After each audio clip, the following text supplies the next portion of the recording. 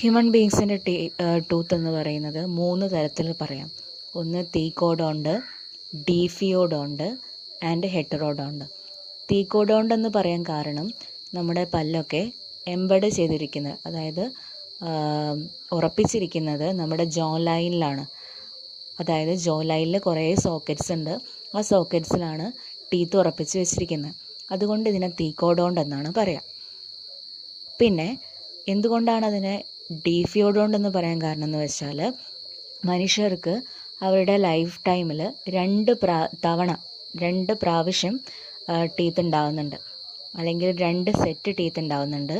ആദ്യത്തെ സെറ്റ് എന്ന് പറയുന്നതാണ് മിൽക്ക് ടീത്ത്. അതായത് ഫസ്റ്റ് ഉണ്ടാവുന്ന ടീത്ത് മിൽക്ക് ടീത്താണ്. അതിനെ ഡെസിഡിയസ് ടീത്ത് എന്നും പറയാറുണ്ട്. അത് കുറച്ച് കഴിഞ്ഞാൽ കൊഴിഞ്ഞു പോകും. 20 എണ്ണമാണ് ഫസ്റ്റ് ഉണ്ടാവുക. അത് കഴിഞ്ഞതിന് ശേഷം, അതായത് മെച്യൂരിറ്റി എത്തുന്നതിന് ആയാൽ എന്ത് ചെയ്യും, അത് പെർമനൻ്റ് ടീത്തായിട്ട് മാറും. പെർമനൻ്റ് ടീത്ത് 32 എണ്ണമാണ് ഉണ്ടായിരിക്കുക. അപ്പോൾ ഇത്തരത്തിൽ 2 ടീത്ത് ഒരു ലൈഫ് ടൈമിൽ ഉണ്ടാവുന്നതുകൊണ്ടാണ് ഡീഫിയോഡോണ്ട് ഡെൻറ്റീഷൻ എന്ന് പറയുന്നത്. ഇനി എന്തുകൊണ്ട് ഹെറ്ററോഡോണ്ട് ഡെൻറ്റീഷൻ എന്ന് വെച്ചാൽ, നമുക്ക് 4 ടൈപ്പ് ടീത്ത് ഉണ്ട്: ഇൻസിസേഴ്സ്, കനൈൻസ്, പ്രീമോളാസ്, മോളാസ്. അതുകൊണ്ട്, അതായത് പലതരത്തിലുള്ള ടീത്ത് ഉണ്ടായതുകൊണ്ട് നമുക്ക് എന്ത് പറയാം, ഇതൊരു ഹെറ്ററോഡോണ്ട് എന്ന് പറയാം. ഓക്കെ, അപ്പം ഹ്യൂമൻ ടീത്ത് ആർ തീക്കോഡോണ്ട്, ഡീഫിയോഡോണ്ട് ആൻഡ് ഹെറ്ററോഡോണ്ട്.